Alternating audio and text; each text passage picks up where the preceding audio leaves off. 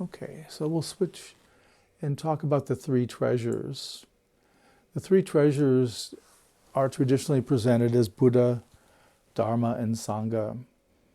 Now the Buddha, in Theravadan Buddhism, when you say the Buddha, you're talking about Shakyamuni Buddha. You're talking about the Buddha that lived some time ago, established Buddhism using yogic practices primarily, and who taught for about 40 years. And so that's who they're talking about.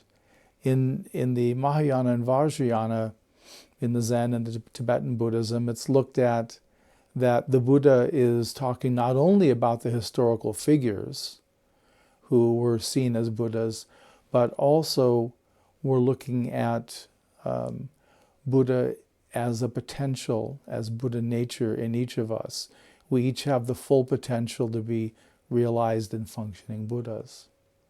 So it's looking at a little bit broader perspective than just the narrow individual. In fact, in the Zen tradition, the series I mentioned before in teaching the Denkoroku, the transmission of the light, which are the awakening stories of the patriarchs of Zen, it's talking about that transmission of the light, the awakening that witnesses itself, the absolute witnessing itself in teacher and student simultaneously, where there's no teacher and student. This is the arising of Buddha when that happens. And so this can be a very alive term, saying Buddha. We can be referring to people today in terms of their action and their realization and function as well. When we use the word Dharma, Dharma has a lot of meanings. Primarily it means teaching or the law, the universal laws. And the teaching of Buddhism is referred to as the Dharma.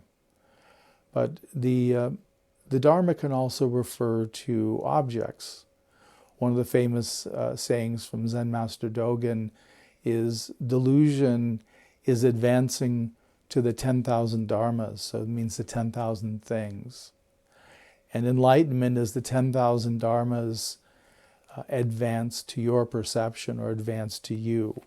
So in other words, you're not going out looking to make contact and create some ownership perhaps with all that's in your world, but rather there's a way that we maintain our composure here and allow the outside world to arrive here. We allow sight and sound to arrive here rather than go out to them.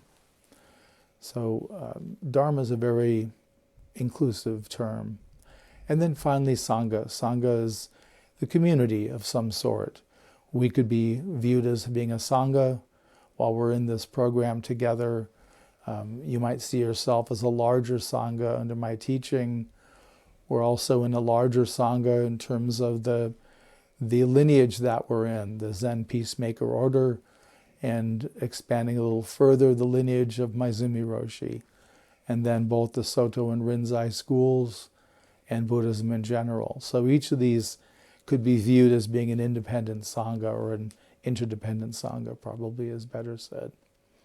But understanding that. But it's about breaking down the barriers. It's about, all of these are about intimacy with the Absolute, touching into and then being able to reside and begin to function as the Absolute in your particular life, with your proclivities, with your health, with your understanding. Any questions on the three treasures? I've got more to say, but I want to pause here.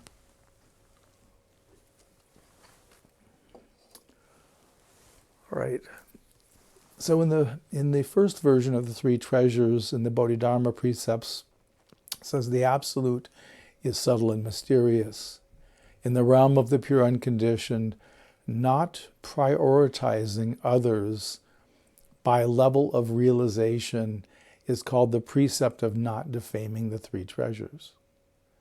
So by not elevating ourselves or others by realization, by level of realization, that's defaming the three treasures. So here we're minimizing, dismissing the Buddha, the awakened consciousness, the Dharma, which are the teachings, the practices of the Absolute, and then the Sangha, the community of practitioners.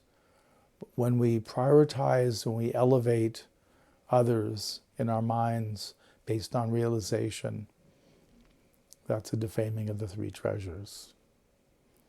In the generative version, the precept is the Absolute is subtle and mysterious. In the realm of the pure condition, respecting all beings exactly as they are is called the precept of the three treasures. So here it's a respecting exactly where each being is. So if a being is deeply realized or not very realized, it's still offering the same respect. It's not saying, I prefer this person, I'm going to give them more accolades, I'm going to share more of myself with them, and this other who's disenfranchised or struggling, I'm going to give less to because they can't further me, they can't help have me advance. So it's being willing to respect ourselves and also hold ourselves with a neutrality. Most of us have a bias towards our own personal preferences and opinions and personality view. And here what we're saying is we want to relax that. We want to, I use the term sometimes, see nature the way nature sees itself. And that's what we're talking about. We want to see the dharmas. We want to see all the existences of the Absolute exactly as they are, as cleanly as they are, with as few filters of personality and history as we can. And that's what furthers the three treasures, is through our respect, which includes respecting ourselves.